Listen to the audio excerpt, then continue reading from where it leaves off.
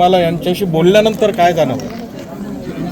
जाणवलं की म्हणजे जो आता घडलेला आहे फुगेवाडी आणि दापुडीमधले जो 11 लोक यामध्ये मृत पावलेले आहेत, पुण्याचे लोक त्यामध्ये 5 आहेत आणि जी हातभट्टी आहे त्या हातभट्टीची दारू जी आहे त्या हातभट्टीची दारूमध्ये काय की केमिकल टाकतात का काय करतात का समजत नाही आहे. आणि असे हादसे देशभरामध्ये अनेक वेळेला झालेले आहे. 100 लोक त्यामध्ये गेलेले आहेत. त्यामुळं हातभट्टीच्या दारूच्या भट्ट्या सगळ्या बंद होणं अत्यंत आवश्यक आहे. आणि अनेक वेळेला पोलिसांच्या मार्फत कारवाई होते, त्यांना पकडलेही जातं, पण पुन्हा ते धंदे चालू होता. त्यामुळं अशा पद्धतीचे धंदे जे आहेत ते कायमस्वरूपी बंद होणं अत्यंत आवश्यक आहे. आणि जो हादसा घडलेला आहे या हादस्यामध्ये अनेक लोक जे पावलेले आहेत त्यांच्या कुटुंबाशी भेटलेलो आहे आणि त्यांनी आपली संवेदना माझ्यासमोर व्यक्त केलेली आहे. आणि ज्या ज्या घरामध्ये काही त्या तरुण आहेत त्यांना नोकरी द्यावी अशा पद्धतीची त्यांची मागणी आहे.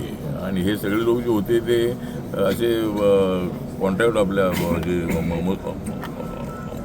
मजुरी करणारे होते.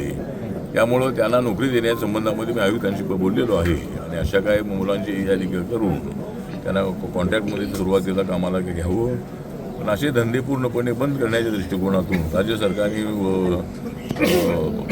प्रयत्न करणं अत्यंत आवश्यक आहे. आणि अशा हातभट्ट्या बंद झाल्या पाहिजेत अशा पद्धतीची माझी सूचना आहे. खरं तर आपल्या पदाधिकाऱ्यांनी कार्यकर्त्यांनी देखील या संदर्भामध्ये आधी तक्रारी केल्या होत्या. त्याचवेळी जर यंत्रणांकडनं याची दखल घेतल्या गेली असती तर एवढी मोठी घटना घडली नसती.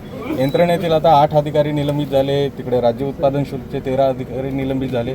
अजून सखोल चौकशी होणं गरजेचं वाटतं. काय वाटतं? मला असं वाटतं याची सखोल चौकशी होणं अत्यंत आवश्यक आहे. म्हणजे अशा हातभट्ट्या ज्या ज्या ठिकाणी चालतात त्या हातभट्ट्या उघडपणे अनेक डोंगराच्या एरियामध्ये आउटसाईडला अशा भट्ट्या कायमस्वरूपाने उघडून चाललेल्या असतात. त्यामुळे त्याची माहिती पोलिसांना मिळाली की त्यांनी ताबडतोब अशा भट्ट्या बंद करणं अत्यंत आवश्यक आहे.